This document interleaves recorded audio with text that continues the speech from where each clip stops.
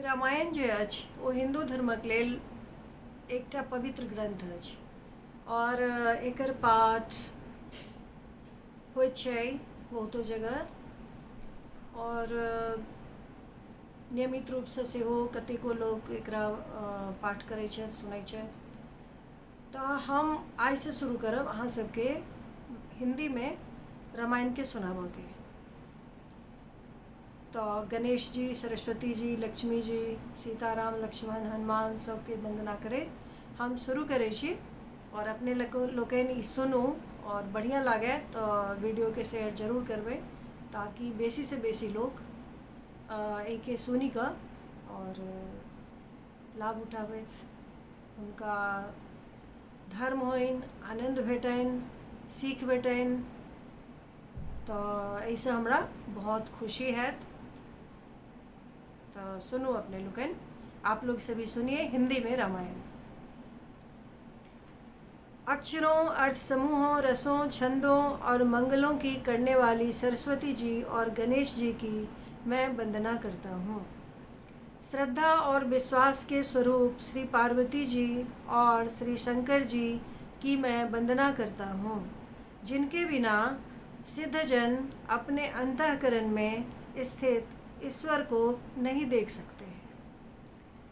ज्ञानमय नित्य शंकर रूपी गुरु की मैं वंदना करता हूँ, जिनके आश्रित होने से ही टेढ़ा चंद्रमा भी सर्वत्र वंदित होता है।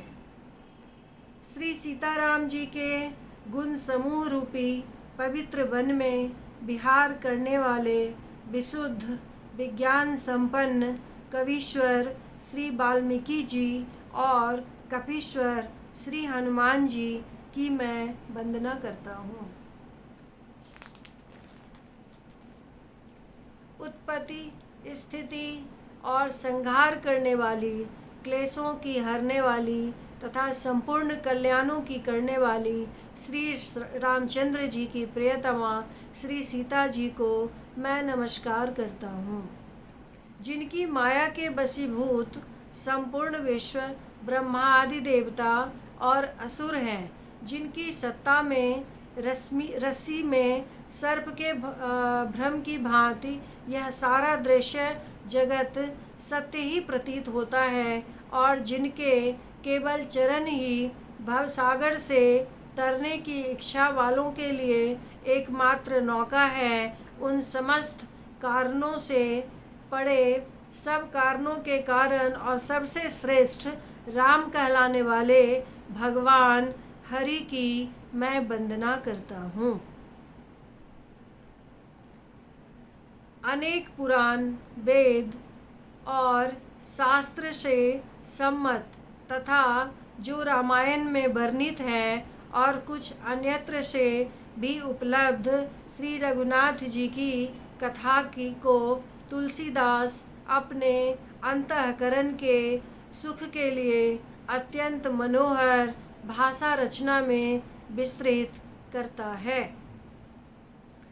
जिन्हें स्मरण करने से सब कार्य सिद्ध होते हैं। जो गणों के स्वामी और सुंदर हाथी के मुख वाले हैं, वे ही बुद्धि की राशि और शुभ गुणों के धाम श्री गणेश जी मुझ पर कृपा करें, जिनकी कृपा से गूंगा बहुत सुंदर बोलने वाला हो जाता है और लंगड़ा लूला दुर्गम पहाड़ पर चढ़ जाता है। वे कलयुग के सब पापों को जला डालने वाले दयालु मुझ पर द्रवित हों। जो नील कमल के समान श्याम वर्ण है, पूर्ण खिले हुए लाल कमल के समान जिनके नेत्र हैं और जो सदा क्षीर सागर में शयन करते हैं, वे भगवान मेरे हृदय में निवास करें। जिनका कुंदन के पुष्प और चंद्रमा के समान शरीर है, जो पार्वती जी के प्रियतम और दया के धाम हैं और जिनका दीनों पर स्नेह है, वे कामदेव का मर्दन करने वाले शंकर जी मुझ पर कृपा करें।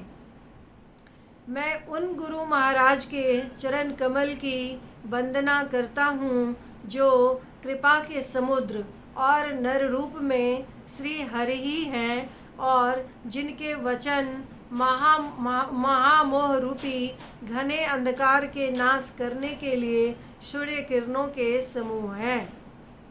मैं गुरु महाराज के चरण कमलों की रज की वंदना करता हूँ, जो सुरुचि, सुगंध तथा अनुराग रूपी रस से पूर्ण है। वह अमर मूल का सुंदर चूर्ण है, जो संपूर्ण भवरोगों के परिवार को नाश करने वाला है। वह रज सुकृति रूपी शिवजी के शरीर पर सुशोभित निर्मल विभूति है और सुंदर कल्याण और आनंद की जननी है। भक्त के मन रूपी सुंदर दर्पण के मैल को दूर करने वाली और तिलक करने से गुणों के समूहों को बस में करने वाली है। श्री गुरु महाराज के चरण नखों की ज्योति मणियों के प्रकाश के समान है, जिसके स्मरण करते ही हृदय में दिव्य दृष्टि उत्पन्न हो जाती है। वह प्रकाश अज्ञान रूपी अंधकार का नाश करने वाला है। वह जिसके हृदय में आ जाता है उसके बड़े भाग्य हैं। उसके हृदय में आते ही हृदय के निर्मल नेत्र खुल जाते हैं और संसार रूपी रात्रि के दोष दुख मिट जाते हैं एवं श्री राम चरित्र रूपी मणि और माणिक्य गुप्त और प्रकट जहाँ जो जिस खान में है सब दिखाई पड़ने लगते हैं।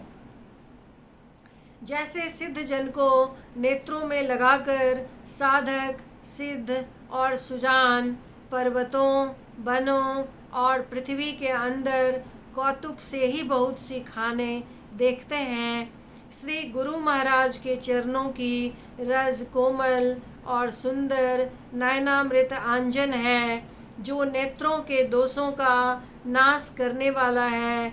उस अंजन से विवेक रूपी नेत्रों को निर्मल करके मैं संसार रूपी बंधन से छुड़ाने वाले श्री रामचरित्र का वर्णन करता हूँ।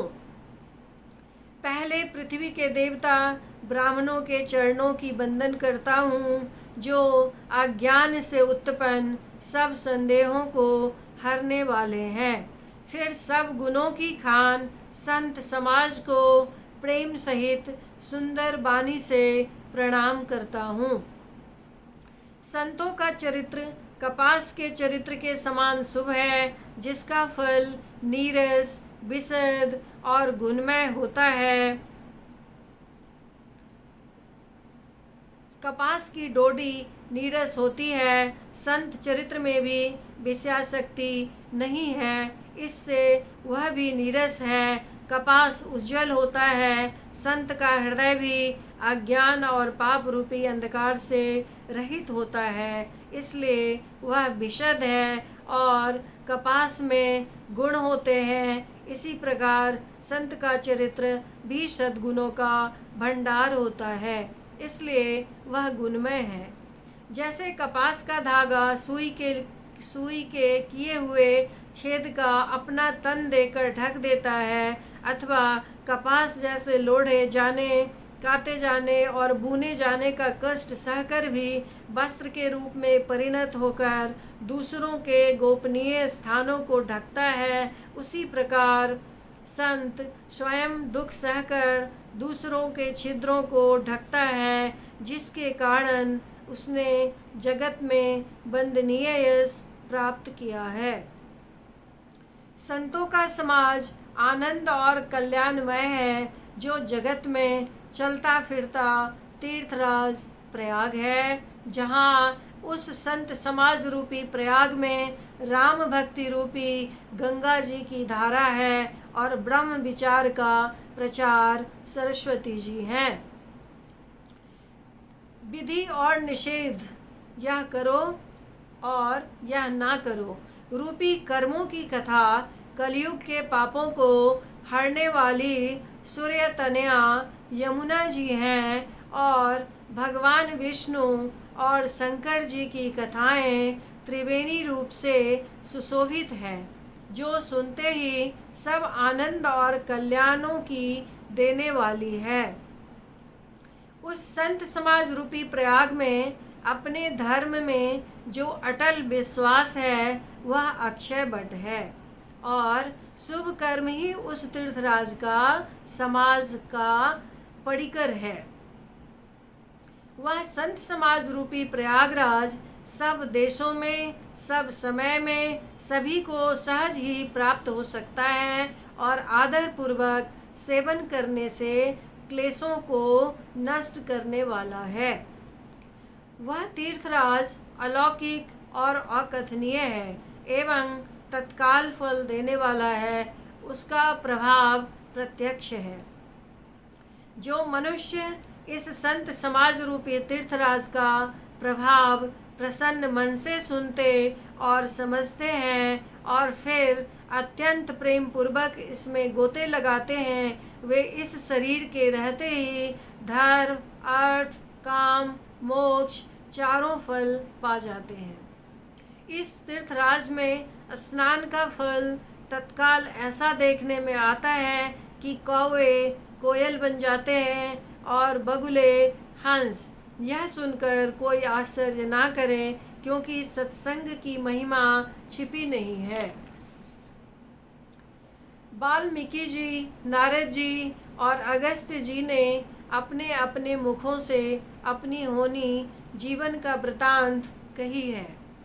जल में रहने वाले, जमीन पर चलने वाले और आकाश में विचरने वाले नाना प्रकार के जड़ चेतन जितने जीव इस जगत में हैं, उनमें से जिसने जिस समय जहाँ कहीं भी जिस किसी यत्न से बुद्धि, कीर्ति, सद्गति, विभूति और भलाई पाई है, सो सब सत्संग का ही प्रभाव समझना चाहिए। वेदों में और लोक में इनकी प्राप्ति का दूसरा कोई उपाय नहीं है। सत्संग के बिना विवेक नहीं होता, और श्री राम जी की कृपा के बिना वह सत्संग सहज में मिलता नहीं। सत्संगति आनंद और कल्याण की जड़ है। सत्संगत की सिद्धि ही फल है, और सब साधन तो फूल हैं। दुष्ट भी सत्संगति पाकर सुधर जाते हैं। जैसे पारस के स्पर्श से लोहा सुहावना हो जाता है, किंतु दैव योग से यदि कभी सज्जन कुसंगति में पड़ जाते हैं तो वे वहाँ भी सांप की मणि के समान अपने गुणों का ही अनुसरण करते हैं। अर्थात जिस प्रकार सांप का संसर्ग पाकर भी मणि उसके विष को ग्रहण नहीं करती तथा अपने सहज गुण प्रकाश को नहीं छोड़ती, उसी प्रकार साधु पुरुष दुष्टों के संग में रहकर भी दूसरों को प्रकाश ही देते हैं, दूसरों का उन पर कोई प्रभाव नहीं पड़ता। ब्रह्मा, विष्णु, शिव, कवि और पंडितों की वाणी भी संत महिमा का वर्णन करने में सकुचाती है। वह मुझसे किस प्रकार नहीं कही जाती, जैसे साग तरकारी बेचने वाले से मनियों के गुण समूह नहीं कहे जा सकते। मैं संतों को प्रणाम करता हूँ जिनके चित्त में समता है, जिनका न कोई मित्र है और न शत्रु। जैसे अंजलि में रखे हुए सुंदर फूल दोनों ही हाथों को समान रूप से सुगंधित करते हैं, वैसे ही संत शत्रु और मित्र दोनों को ही समान रूप से कल्याण करते हैं। संत सरल हृदय और जगत के हितकारी होते हैं। उनके ऐसे स्वभाव और स्नेह को जानकर मैं विनय करता हूँ। मेरी इस बाल विनय को सुनकर कृपा करके श्री राम जी के चरणों में मुझे प्रीति दें। अब मैं सच्चे भाव से दुष्टों को प्रणाम करता हूँ, जो बिना ही प्रयोजन अपना हित करने वाले के भी प्रतिकूल आचरण करते हैं। दूसरों के हित की हानि ही जिनकी दृष्टि में लाभ है, जिनको दूसरों के उजरने में हर्ष और बसने में विषाद होता है, जो हरि और हर के यश रूपी पूर्णिमा के चंद्रमा के लिए राहु के समान है और दूसरों की बुराई करने में सहस्त्रबाहु के समान वीर है, जो दूसरों के दोषों को 1000 आँखों से देखते हैं और दूसरों के हित रूपी घी के लिए जिनका मन मक्खी के समान है, अर्थात जिस प्रकार मक्खी घी में गिरकर उसे खराब कर देती है और स्वयं भी मर जाती है, उसी प्रकार दुष्ट लोग दूसरों के बने बनाए काम को अपनी हानि करके भी बिगाड़ देते हैं। जो तेज में अग्नि और क्रोध में यमराज के समान है, पाप और अवगुण रूपी धन में कुबेर के समान धनी है, जिनकी बढ़ती सभी के हित का नाश करने के लिए केतु के समान है और जिनके कुंभकर्ण की तरह सोते रहने में ही भलाई है। जैसे ओले खेती का नाश करके आप भी गल जाते हैं, वैसे ही वे दूसरों का काम बिगाड़ने के लिए अपना शरीर तक छोड़ देते हैं। मैं दुष्टों को शेष जी के समान समझकर प्रणाम करता हूँ, जो पराये दोषों का 1000 मुखों से बड़े रोष के साथ वर्णन करते हैं।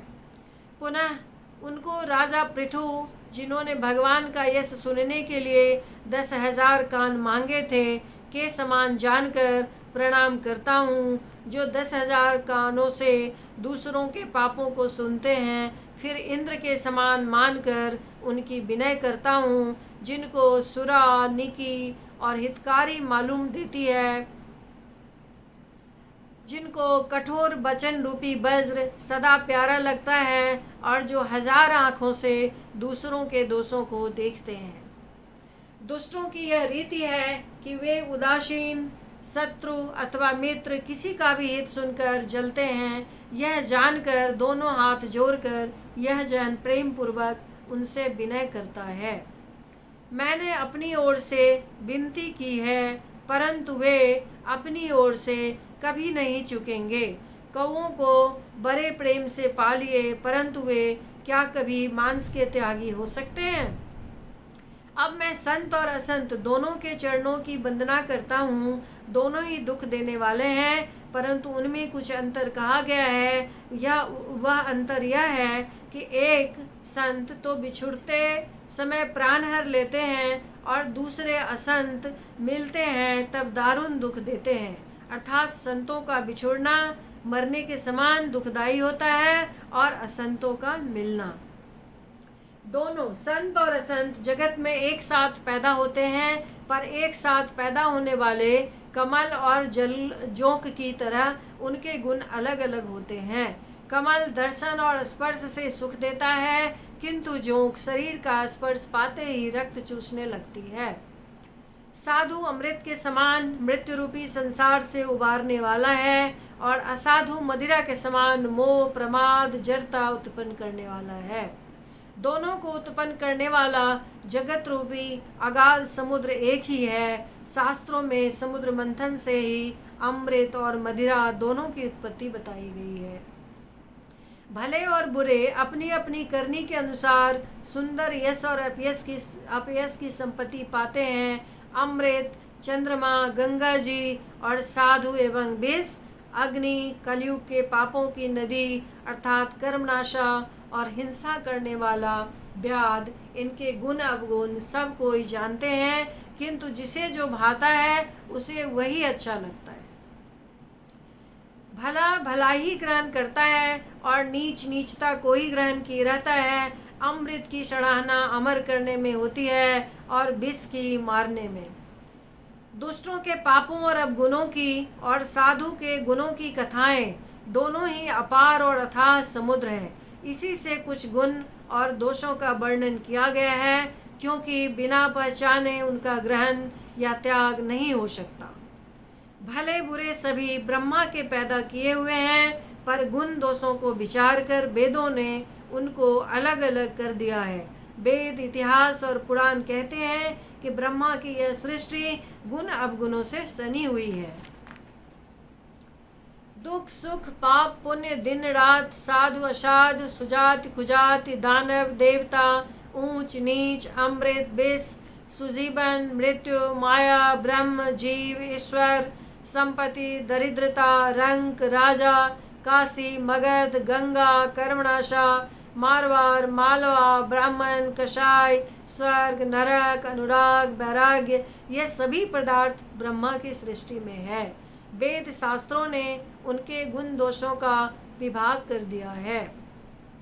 विधाता ने इस जड़ चेतन विश्व को गुण दोषमय रचा है, किंतु संत रूपी हंस दोष रूपी जल को छोड़कर गुण रूपी दूध को ही ग्रहण करते हैं।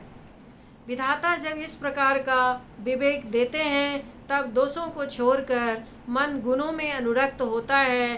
काल, स्वभाव और कर्म की प्रबलता से भले लोग भी माया के बस में होकर कभी कभी भलाई से चूक जाते हैं।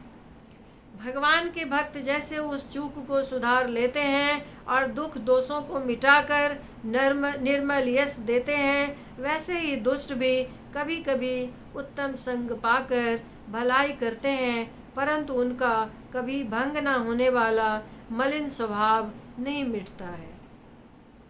जो ठग है उन्हें भी अच्छा वेश बनाए देखकर वेश के प्रताप से जगत पूजता है, परंतु एक न एक दिन वे चौरे आ ही जाते हैं। अंत तक उनका कपट नहीं निभता, जैसे कालनेमी, रावण और राहु का हाल हुआ। बुरा वेश बनाकर लेने पर भी साधु का सम्मान ही होता है, जैसे जगत में जामबान और हनुमान जी का हुआ। बुरे संग में हानि और अच्छे संग में लाभ होता है, यह बात लोक और वेद में है और सभी लोग इसको जानते हैं। पवन के संग से धूल आकाश पर चढ़ जाती है और वही नीच जल के संग में कीचड़ में मिल जाती है। साधु के घर के तोता मैना राम राम सुमिरते हैं और असाधु के घर के तोता मैना गिन गिन कर गालियां देते हैं। कुसंग के कारण धुआं काली कहलाता है, वही धुआं सुंदर शाही होकर सुसंग में सुंदर शाही होकर पुराण लिखने के काम में आता है, और वही धुआं जल, अग्नि और पवन के संग से बादल होकर जगत को जीवन देने वाला बन जाता है। ग्रह, औषधि, जल, वायु और वस्त्र, ये सब भी कुसंग और सुसंग पाकर संसार में बुरे और भले पदार्थ हो जाते हैं। चतुर एवं विचारशील पुरुष ही इस बात को जान पाते हैं। महीने के दोनों पखवारों में उजियाला और अंधेरा समान ही रहता है, परंतु विधाता ने इनके नाम में भेद कर दिया है। एक का नाम शुक्ल और दूसरे का नाम कृष्ण रख दिया है। एक को चंद्रमा का बढ़ाने वाला और दूसरे को उसका घटाने वाला समझकर जगत ने एक को सुयश और दूसरे को अपयश दे दिया। जगत में जितने जड़ और चेतन जीव हैं, सबको राममय जानकर मैं उन सब के चरण कमलों की सदा दोनों हाथ जोड़कर वंदना करता हूँ। देवता, दैत्य, मनुष्य, नाग, पक्षी, प्रेत, पितर, गंधर्व, किन्नर और निशाचर, सबको मैं प्रणाम करता हूँ। अब सब मुझ पर कृपा कीजिए। 84 लाख योनियों में 4 प्रकार के स्वेदज, अंडज, उद्भिज, जरायुज जीव जल, पृथ्वी और आकाश में रहते हैं। उन सब से भरे हुए इस सारे जगत को श्री सीताराम मैं जानकर मैं दोनों हाथ जोड़कर प्रणाम करता हूँ।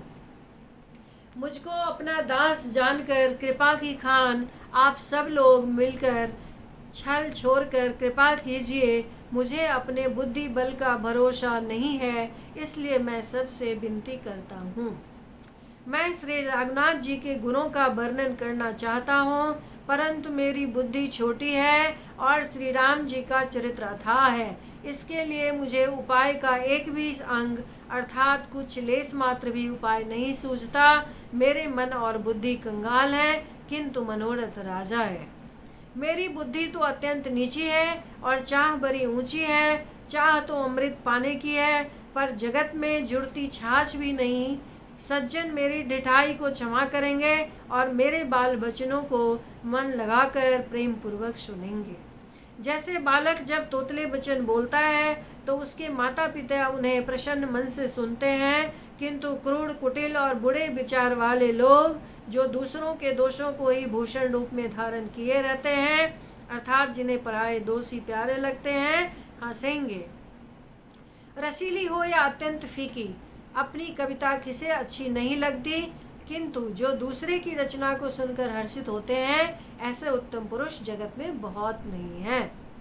हे भाई, जगत में तालाबों और नदियों के समान मनुष्य ही अधिक है, जो जल पाकर अपनी ही बाढ़ से भरते हैं, अर्थात अपनी ही उन्नति से प्रसन्न होते हैं। समुद्र सा तो कोई एक बिरला ही सज्जन होता है, जो चंद्रमा को पूर्ण देखकर, दूसरों का उत्कर्ष देखकर उमर पड़ता है।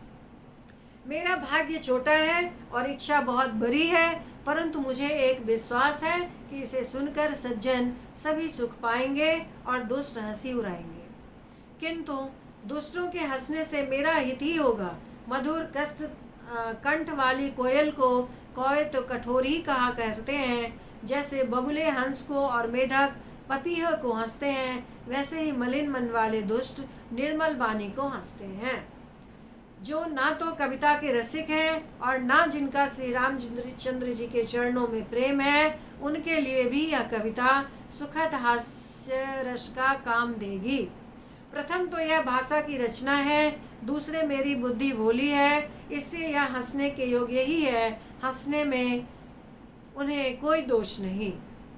जिन्हें ना तो प्रभु के चरणों में प्रेम है और ना अच्छी समझ ही है, उनको यह कथा सुनने में फीकी लगेगी। जिनके श्री हरि और श्री हर के चरणों में प्रीति है और जिनकी बुद्धि कुतर्क करने वाली नहीं है, जो श्री हरि हर में भेद की या ऊंच नीच की कल्पना नहीं करते, उन्हें श्री रघुनाथ जी की यह कथा मीठी लगेगी।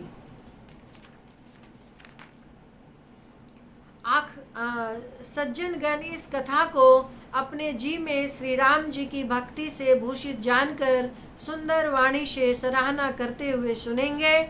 मैं ना तो कवि हूँ, ना वाक्य रचना में ही कुशल हूँ। मैं तो सब कलाओं तथा सब विद्याओं से रहित हूँ। नाना प्रकार के अक्षर, अर्थ और अलंकार, अनेक प्रकार की छंद रचना, भावों और रसों के अपार भेद और कविता के भांति भांति के गुण दोष होते हैं।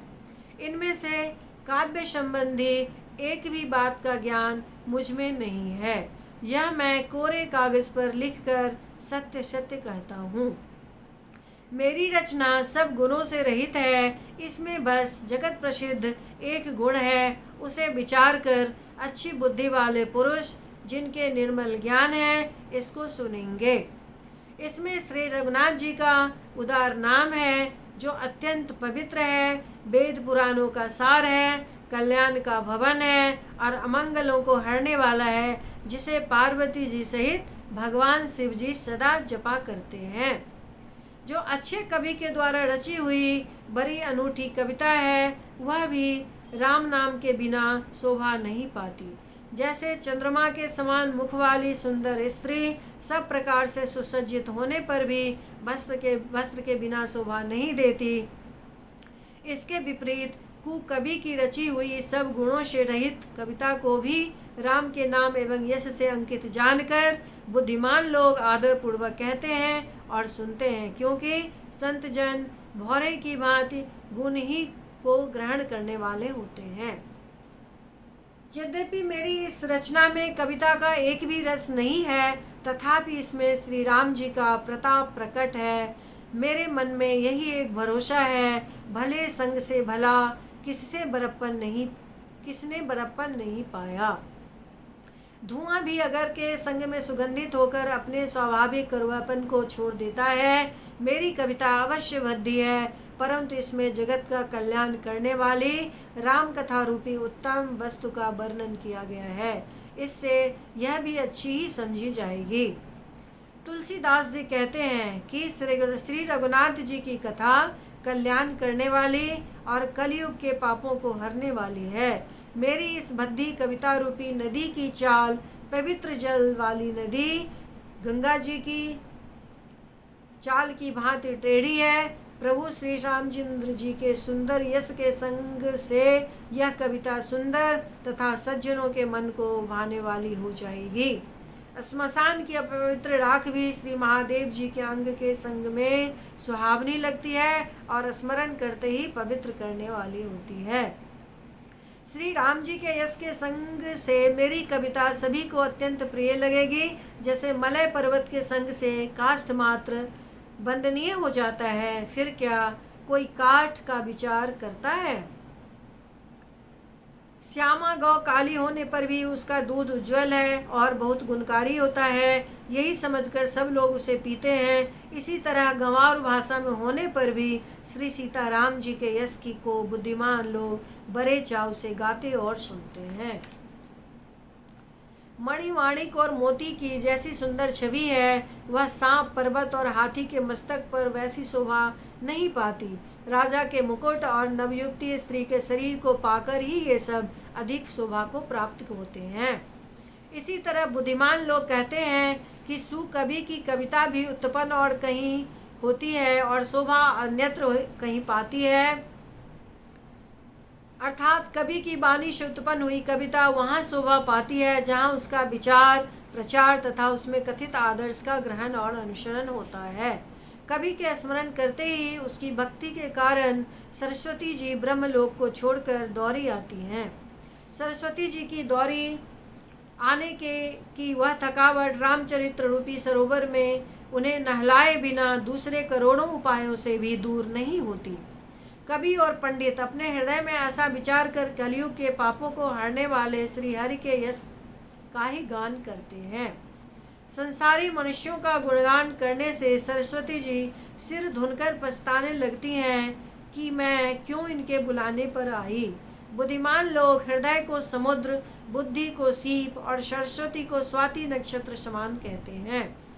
इसमें यदि श्रेष्ठ विचार रूपी जल बरसता है तो मुक्ता मणि के समान सुंदर कविता होती है।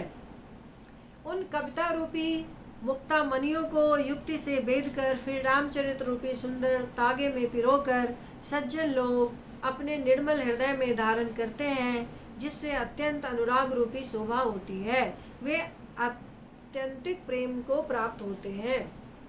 जो कराल कलयुग में जन्मे हैं, जिनकी करनी कौवे के समान है और वेश हंस का सा है, जो वेद मार्ग को छोड़कर कुमार्ग पर चलते हैं, जो कपट की मूर्ति और कलयुग के पापों के मारे हैं, जो श्री राम जी के भक्त कहलाकर लोगों को ठगते हैं, जो धन, लोभ, क्रोध और काम के गुलाम हैं और जो धींगा धींगी करने वाले, धर्म ध्वजी, धर्म की झूठी ध्वजा फहराने वाले दम्भी और कपट के धंधों का बोझ ढोने वाले हैं। संसार के ऐसे लोगों में सबसे पहले मेरी गिनती है। यदि मैं अपने सब अवगुणों को कहने लगूं तो कथा बहुत बढ़ जाएगी और मैं पार नहीं पाऊंगा। इससे मैंने बहुत कम अवगुणों का वर्णन किया है। बुद्धिमान लोग थोड़े ही में समझ लेंगे।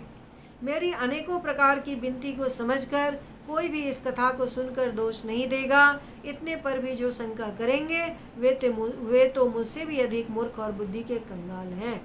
मैं ना तो कवि हूँ न चतुर कहलाता हूँ। अपनी बुद्धि के अनुसार श्री राम जी के गुण गाता हूँ। कहाँ तो श्री रंगनाथ जी के अपार चरित्र, कहाँ संसार में आसक्त मेरी बुद्धि। जिस हवा से सुमेरु जैसे पहाड़ उड़ जाते हैं, कहियो तो उसके सामने रुई किस गिनती में है। श्री राम जी की असीम प्रभुता को समझकर कथा रचने में मेरा मन बहुत हिचकता है। सरस्वती जी, शेष जी, शिव जी, ब्रह्मा जी, शास्त्र, वेद और पुराण ये सब नेति नेति कहकर पार नहीं पाकर ऐसा नहीं कहते हुए सदा जिसका गुणगान किया करते हैं। यद्यपि प्रभु श्री रामचंद्र जी को प्रभुता सब ऐसी अकथनीय ही जानते हैं, तथापि कहे बिना कोई नहीं रहा। इसमें वेद ने ऐसा कारण बताया है कि भजन का प्रभाव बहुत तरह से कहा गया है, अर्थात भगवान की महिमा का पूरा वर्णन तो कोई कर नहीं सकता, परंतु जिससे जितना बन पड़े उतना भगवान का गुणगान करना चाहिए, क्योंकि भगवान के गुणगान रूपी भजन का प्रभाव बहुत ही अनोखा है। उसका नाना प्रकार से शास्त्रों में वर्णन है। थोड़ा सा भी भगवान का भजन मनुष्यों को सहज ही भवसागर तार देता है। जो परमेश्वर एक हैं, जिनके कोई इच्छा नहीं है, जिनका कोई रूप और नाम नहीं है, जो अजन्मा, सजदानंद और परम धाम है और जो सब में व्यापक एवं विश्व रूप है, उन्हीं भगवान ने दिव्य शरीर धारण करके नाना प्रकार की लीला की है। वह लीला केवल भक्तों के हित के लिए ही है, क्योंकि भगवान परम कृपालु हैं और शरणागत के बड़े प्रेमी हैं, जिनकी भक्तों पर बड़ी ममता और कृपा है। जिन्होंने एक बार जिस पर कृपा कर दी, उस पर फिर कभी क्रोध नहीं किया। वे प्रभु श्री रघुनाथ जी गई हुई वस्तु को फिर प्राप्त करने वाले, गरीब निवास, सरल स्वभाव, सर्वशक्तिमान और सबके स्वामी हैं। यही समझकर बुद्धिमान लोग उन श्री हरि का यश वर्णन करके अपनी वाणी को पवित्र और उत्तम फल, मोक्ष और दुर्लभ भगवत प्रेम देने वाली बनाते हैं। उसी बल से महिमा का यथार्थ वर्णन नहीं, परंतु महान फल देने वाला भजन समझकर भगवत कृपा के बल पर ही मैं श्री रामचंद्र जी के चरणों में सिर नवाकर श्री रघुनाथ जी के गुणों की कथा कहूँगा। इसी विचार से वाल्मीकि, व्यास आदि मुनियों ने पहले हरि की कीर्ति गाई है। भाई, उसी मार्ग पर चलना मेरे लिए सुगम होगा। जो अत्यंत बड़ी श्रेष्ठ नदियां हैं, यदि राजा उन पर पुल बना देता है तो अत्यंत छोटी चींटियां भी उन पर चढ़कर बिना ही परिश्रम के पार चली जाती है। इसी प्रकार मुनियों के वर्णन के सहारे मैं श्री रामचरित्र का वर्णन सहज ही कर सकूंगा। इस प्रकार मन को बल दिखलाकर मैं श्री रघुनाथ जी की सुहावनी कथा की रचना करूंगा।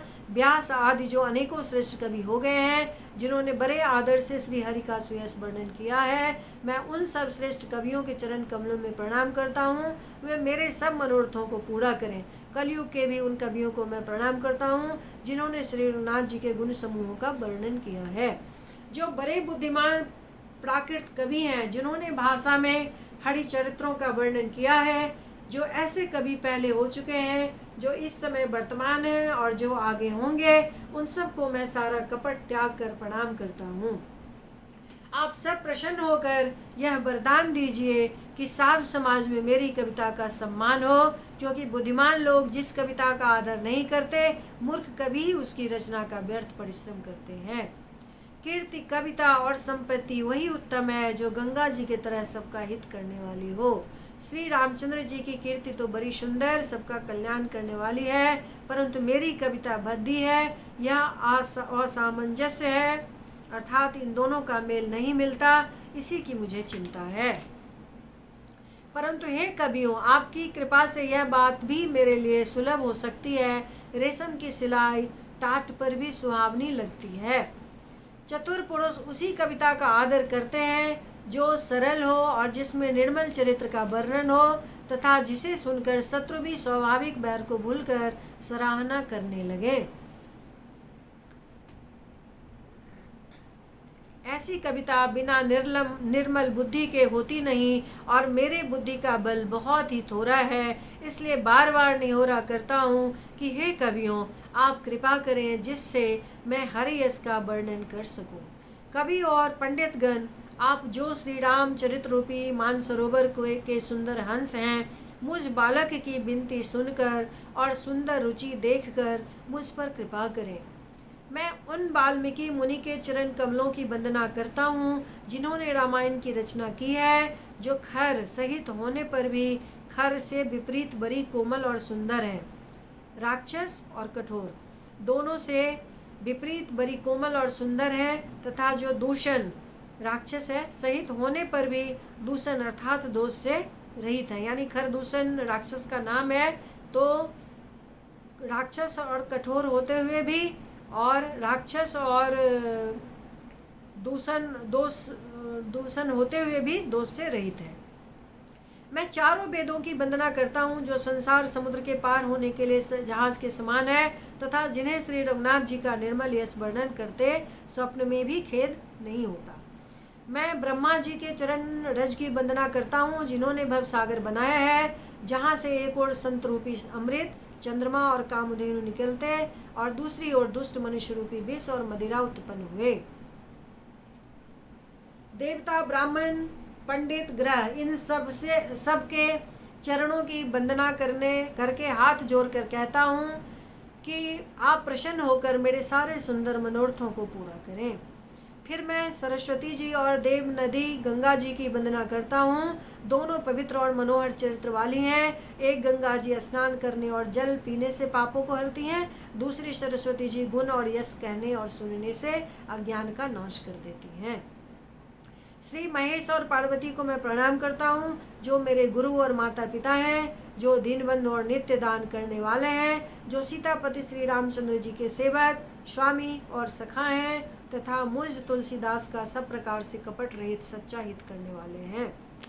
जिनसे पार्वती ने कलयुग को देखकर जगत के हित के लिए सावर मंत्र समूह की रचना की, जिन मंत्रों के अक्षर बेमेल हैं, जिसका न कोई ठीक अर्थ होता और ना जप ही होता है, तथा श्री शिव जी के प्रताप से जिनका प्रभाव प्रत्यक्ष है, वे उमापति शिव जी मुझ पर प्रसन्न होकर श्री राम जी की इस कथा को आनंद और मंगल की मूल उत्पन्न करने वाली बनाएंगे। इस प्रकार श्री पार्वती जी और शिव जी दोनों का स्मरण करके और उनका प्रमाद पाकर मैं चाव भरे चित्त से श्री रामचंद्र का वर्णन करता हूँ।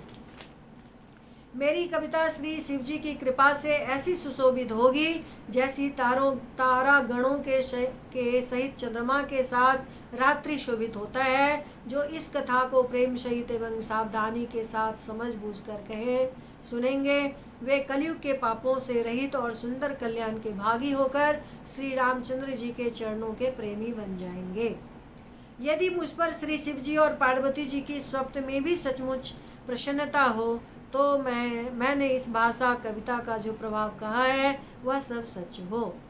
मैं अति पवित्र श्री अयोध्यापुरी और कलयुग के पापों का नाश करने वाली श्री सरयू नदी की वंदना करता हूँ। फिर अवधपुरी के उन नर नारियों को प्रणाम करता हूँ जिन पर प्रभु श्री रामचंद्र जी की ममता थोड़ी नहीं है, अर्थात बहुत है। उन्होंने अपनी पुरी में रहने वाले सीता जी की निंदा करने वाले धोबी और उसके समर्थक पूर्व नर नारियों के पाप समूहों को नाश कर उनको शोक रहित बनाकर अपने लोक में बसा दिया। मैं कौशल्या रूपी पूर्व दिशा की वंदना करता हूँ, जिसकी कीर्ति समस्त संसार में फैल रही है।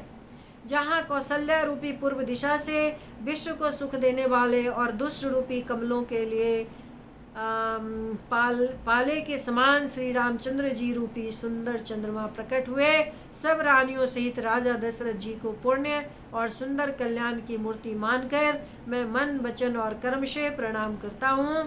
अपने पुत्र का सेवक जानकर वे मुझ पर कृपा करें, जिनको रचकर ब्रह्मा जी ने भी बड़ाई पाई तथा श्री राम जी के माता और पिता होने के कारण महिमा की सीमा है।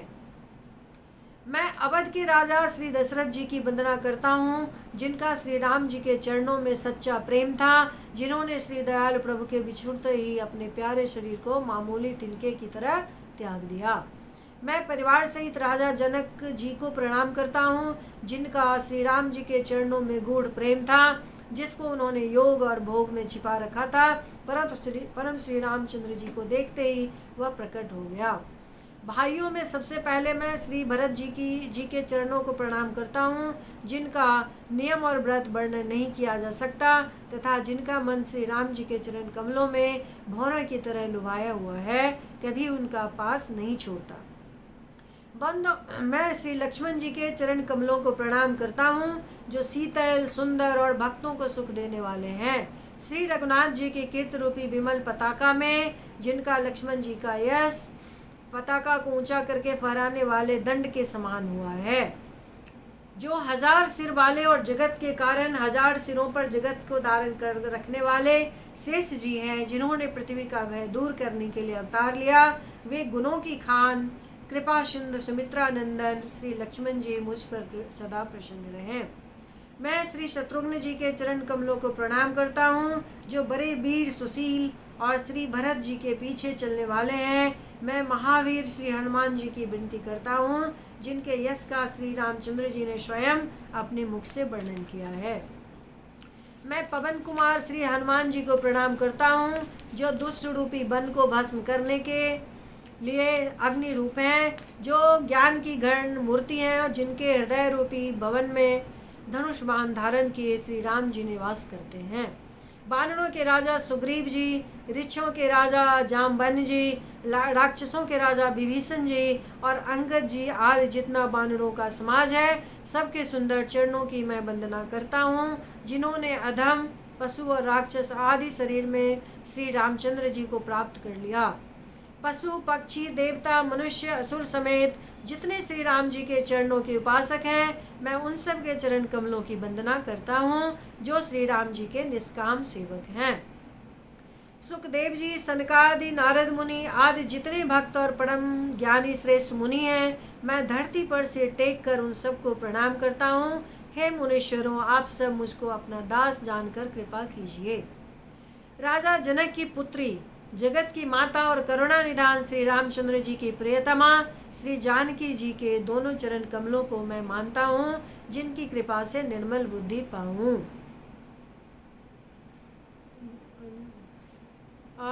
प्रियतमा श्री जानकी जी के दोनों चरण कमलों को मैं मनाता हूँ, जिनकी कृपा से निर्मल बुद्धि पाऊँ। फिर मैं मन, वचन और कर्म से कमल नयन, धनुष बाणधारी भक्तों की विपत्ति का नाश करने और उन्हें सुख देने वाले भगवान श्री रघुनाथ जी के सर्वसमर्थ चरण कमलों की वंदना करता हूँ, जो वाणी और उसके अर्थ तथा जल और जल की लहर के समान कहने में अलग अलग है, परंतु वास्तव में अभिन्न है, एक ही हैं। उन श्री सीताराम जी के चरणों की मैं वंदना करता हूँ, जिन्हें दीन दुखी बहुत ही प्रिय हैं।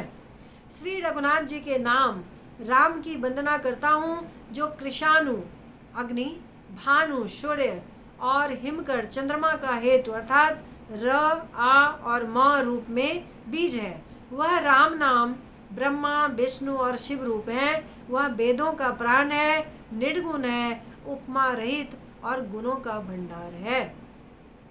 जो महामंत्र है, जिसे महेश्वर श्री शिव जी जपते हैं और उनके द्वारा जिसका उपदेश काशी में मुक्ति का कारण है, तथा जिसकी महिमा को श्री गणेश जानते हैं, जो इस राम नाम के प्रभाव से ही सबसे पहले पूजे जाते हैं। आदि कवि श्री वाल्मीकि जी राम नाम के प्रताप को जानते हैं, जो उल्टा नाम मरा मरा जपकर पवित्र हो गए। श्री शिव जी के इस वचन को सुनकर कि एक राम नाम सहस्त्र नाम के समान है, पार्वती जी सदा अपने पति श्री शिव जी के साथ राम नाम का जप करती रहती हैं। नाम के प्रति श्री पार्वती जी के हृदय की ऐसी प्रीति देखकर श्री शिव जी हर्षित हो गए और उन्होंने स्त्रियों में भूषण रूप, पतिव्रताओं में शिरोमणि पार्वती जी को अपना भूषण बना लिया, अर्थात उन्हें अपने अंग में धारण करके अर्धांगिनी बना लिया। नाम के प्रभाव को श्री शिव जी भली भांति जानते हैं, जिसके कारण कालकूट जहर ने उनको अमृत का फल दिया। श्री रघुनाथ जी की भक्ति वर्षा ऋतु है। तुलसीदास जी कहते हैं कि उत्तम सेवक गण ध्यान है और राम नाम के दो सुंदर अक्षर सावन भादों के महीने हैं। दोनों अक्षर मधुर और मनोहर हैं, जो वर्णमाला रूपी शरीर के नेत्र हैं, भक्तों के जीवन हैं तथा स्मरण करने में सबके लिए सुलभ और सुख देने वाले हैं, और जो इस लोक में लाभ और परलोक में निर्वाह करते हैं, अर्थात भगवान के दिव्य धाम में दिव्य देह से सदा भगवत सेवा में नियुक्त रखते हैं। ये कहने, सुनने और स्मरण करने में बहुत ही अच्छे, सुंदर, मधुर हैं। तुलसीदास को श्री राम लक्ष्मण के समान प्यारे हैं। इनका र और म का अलग अलग वर्णन करने में प्रीत बिलगाती है, अर्थात बीज मंत्र की दृष्टि से इनके उच्चारण, अर्थ और फल में भिन्नता दिख पड़ती है, परंतु हैं ये जीव और ब्रह्म के समान स्वभाव से ही साथ रहने वाले, सदा एक रूप और एक रस। ये दोनों अक्षर नर नारायण के समान सुंदर भाई हैं। ये जगत का पालन और विशेष रूप से भक्तों की रक्षा करने वाले हैं। ये भक्ति रूपिणी सुंदर स्त्री के कारणों के सुंदर आभूषण हैं और जगत के हित के लिए निर्मल चंद्रमा और सूर्य हैं। ये सुंदर गति रूपी अमृत के स्वाद और तृप्ति के समान है। कच्छप और शेष जी के समान पृथ्वी के धारण करने वाले हैं। भक्तों के मन रूपी सुंदर कमल में विहार करने वाले भौरे के समान है, और जीव रूपी यशोदा जी के श्री कृष्ण बलराम जी के समान आनंद देने वाले हैं। तुलसीदास जी कहते हैं, श्री रघुनाथ जी के नाम के दोनों अक्षर बड़ी शोभा देते हैं, जिनमें से एक रकार छत्र रूप रेफ से और दूसरा मकार मुकुट मणि अनुस्वार रूप से सब अक्षरों के ऊपर है। समझने में नाम और नामी दोनों एक से हैं, किंतु दोनों में परस्पर स्वामी और सेवक के समान प्रीति है। अर्थात नाम और नामी में पूर्ण एकता होने पर भी जैसे स्वामी के पीछे सेवक चलता है, उसी प्रकार नाम के पीछे नामी चलते हैं। प्रभु श्री राम जी अपने राम नाम का ही अनुगमन करते हैं, नाम लेते ही वहाँ आ जाते हैं। नाम और रूप दोनों ईश्वर की उपाधि है। ये भगवान के नाम और रूप दोनों अनिर्वचनीय हैं, अनादि हैं और सुंदर है। शुद्ध भक्ति युक्त बुद्धि से ही इनका दिव्य अविनाशी स्वरूप जानने में आता है। इन नाम और रूप में कौन बड़ा है कौन छोटा, यह कहना तो अपराध है। इनके गुणों का तारतम्य कमी बेसी सुनकर साधु पुरुष स्वयं ही समझ लेंगे। रूप नाम के अधीन देखे जाते हैं, नाम के बिना रूप का ज्ञान नहीं हो सकता। कोई सा विशेष रूप बिना उसका नाम जाने हथेली पर रखा हुआ भी पहचानना नहीं जा सकता, और रूप के बिना देखे भी नाम का स्मरण किया जाए तो विशेष प्रेम के साथ वह रूप हृदय में आ जाता है। नाम और रूप की गति की कहानी अकथनीय है। वह समझने में सुखदायक है, परंतु उसका वर्णन नहीं किया जा सकता। निर्गुण और सगुण के बीच में नाम सुंदर साक्षी है और दोनों का यथार्थ ज्ञान कराने वाला चतुर्दुभाषिया है। तुलसीदास जी कहते हैं, यदि तू भीतर और बाहर दोनों ओर उजाला चाहता है तो मुख रूपी द्वार की जीव रूपी देहली पर राम नाम रूपी मणि दीपक को रख। ब्रह्मा को बनाए हुए इस प्रपंच दृश्य जगत से भलीभांति छूटे हुए वैराग्यवान मुक्त योगी पुरुष इस नाम को ही जीव से जपते हैं। तत्व ज्ञान रूपी दिन में जागते हैं और नाम तथा रूप से रहित अनुपम और निर्वचनीय अनामय ब्रह्म सुख का अनुभव करते हैं। जो परमात्मा के गुण रहस्य को जानना चाहते हैं वे जिज्ञासु भी नाम को जीव से जप कर उसे जान लेते हैं। लौकिक सिद्धियों के चाहने वाले अर्थार्थी साधक लौ लगाकर नाम का जप करते हैं और अणिमादि आठों सिद्धियों को पाकर सिद्ध हो जाते हैं। संकट से घबराए हुए आर्त भक्त नाम जप करते हैं तो उनके बड़े भारी बुरे बुरे संकट मिट जाते हैं और वे सुखी हो जाते हैं। जगत में 4 प्रकार के अर्थार्थी यानी धनादि को चाह से बचने वाले, आर्त संकट की निवृत्ति के लिए बचने वाले, जिज्ञासु भगवान को जानने की इच्छा से बचने वाले, ज्ञानी भगवान को तत्व से जानकर स्वाभाविक ही प्रेम से जानने वाले राम भक्त हैं और चारों ही पुण्यात्मा पाप रहित और उदार हैं। चारों ही चतुर्भक्तों का नाम का ही आधार है। इनमें ज्ञानी भक्त प्रभु को विशेष रूप से प्रिय है। यूँ तो चारों युगों में और चारों ही वेदों में नाम का प्रभाव है, परंतु कलयुग में विशेष रूप से है। इसमें तो नाम को छोड़कर दूसरा कोई उपाय ही नहीं है। जो सब प्रकार की भोग और मोक्ष की भी कामनाओं से रहित और श्री राम भक्ति के रस में लीन है, उन्होंने भी नाम के सुंदर प्रेम रूपी अमृत के सरोवर में अपने मन को मछली बना रखा है। अर्थात वे नाम रूपी सुधा का निरंतर आस्वादन करते रहते हैं, क्षण भर भी उससे अलग होना नहीं चाहते। निर्गुण और सगुण ब्रह्म के 2 स्वरूप हैं। वे दोनों ही अकथनीय अथाह अनादि और अनुपम है। मेरी सम्मति में नाम इन दोनों से बड़ा है, जिसने अपने बल से दोनों को अपने बस में कर रखा है। सज्जनगण इस बात को मुझ दास की ढिठाई या केवल काव्योक्ति ना समझे। मैं अपने मन के विश्वास प्रेम और रुचि का बात कहता हूँ। निर्गुण और सगुण दोनों प्रकार के ब्रह्म का ज्ञान अग्नि के समान है। निर्गुण उस प्रकट अग्नि के समान है जो काठ के अंदर है परंतु दिखती नहीं, और सगुण उस प्रकट अग्नि के समान है जो प्रत्यक्ष दिखती है। तत्वतः दोनों एक ही है, केवल प्रकट और प्रकट भेद से भिन्न मालूम होती है। इसी प्रकार निर्गुण और सगुण तत्वतः एक ही है। इतना होने पर भी दोनों ही जानने में बड़े कठिन है, परंतु नाम से दोनों सुगम हो जाते हैं। इसी से मैंने नाम को निर्गुण ब्रह्म से और सगुण नाम से बड़ा कहा है। ब्रह्म व्यापक है, एक है, अविनाशी है, सत्ता चैतन्य और आनंद की धनराशि है। ऐसे विकार रहित प्रभु के हृदय में रहते भी जगत के सब जीव दीन और दुखी हैं। नाम का निरूपण करके, नाम के यथार्थ स्वरूप, महिमा, रहस्य और प्रभाव को जानकर, नाम का जतन करने से, श्रद्धा पूर्वक नाम रूपी साधन करने से वही ब्रह्म ऐसे प्रकट हो जाता है जैसे रत्न के जानने से उसका मूल्य। इस प्रकार निर्गुण से नाम का प्रभाव अत्यंत बड़ा है। अब अपने विचार के अनुसार कहता हूँ कि नाम शगुन राम से भी बड़ा है। श्री रामचंद्र जी ने भक्तों के हित के लिए मनुष्य शरीर धारण करके स्वयं कष्ट सहकर साधुओं को सुखी किया, परंतु भक्तगण प्रेम के साथ नाम का जप करते हुए सहज ही में आनंद और कल्याण के घर हो जाते हैं। श्री राम जी ने एक तपस्वी की स्त्री अहल्या को ही तारा, परंतु नाम ने करोड़ों दुष्टों को की बिगड़ी बुद्धि को सुधार दिया। श्री राम जी ने ऋषि विश्वामित्र के हित के लिए एक सुकेतु यक्ष की कन्या तारका की सेना और पुत्र सुबाहु सहित समाप्त की, परंतु नाम अपने भक्तों के दोष, दुख और दुराशाओं का इस तरह नाश कर देता है जैसे सूर्य रात्रि का। श्री राम जी ने तो स्वयं शिव जी के धनुष को तोड़ा, परंतु नाम का प्रताप ही संसार को सब भयों से नाश करने वाला है। प्रभु श्री राम जी ने भयानक दंडक वन को सुहावना बनाया, परंतु नाम ने असंख्य मनुष्यों के मनों को पवित्र कर दिया। श्री रघुनाथ जी ने राक्षसों के समूहों को मारा, परंतु नाम तो कलयुग के सारे पापों को जड़ उखाड़ने वाला है।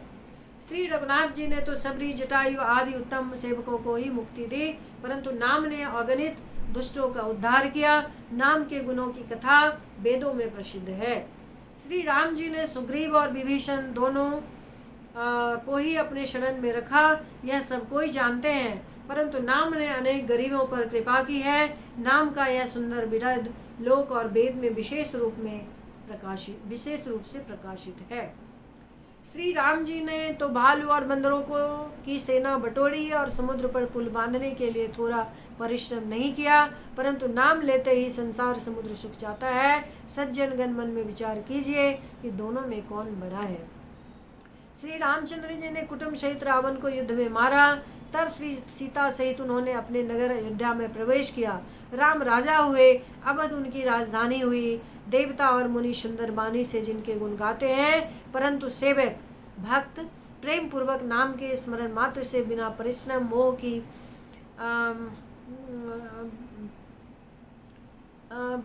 मोह की प्रबल सेना को जीतकर प्रेम में मग्न हुए अपने ही मुख में विचरते हैं। नाम के प्रसाद से उन्हें सपने में भी कोई चिंता नहीं सताती। इस प्रकार नाम निर्गुण ब्रह्म और सगुण राम दोनों से बड़ा है। यह वरदान देने वालों को भी वर देने वाला है। श्री शिव जी ने अपने हृदय में यह जानकर ही 100 करोड़ रामचरित्र में से इस राम नाम को सार रूप में चुनकर ग्रहण किया है। जय श्री सीताराम की जय। ऐसा आगू दोसर वीडियो में।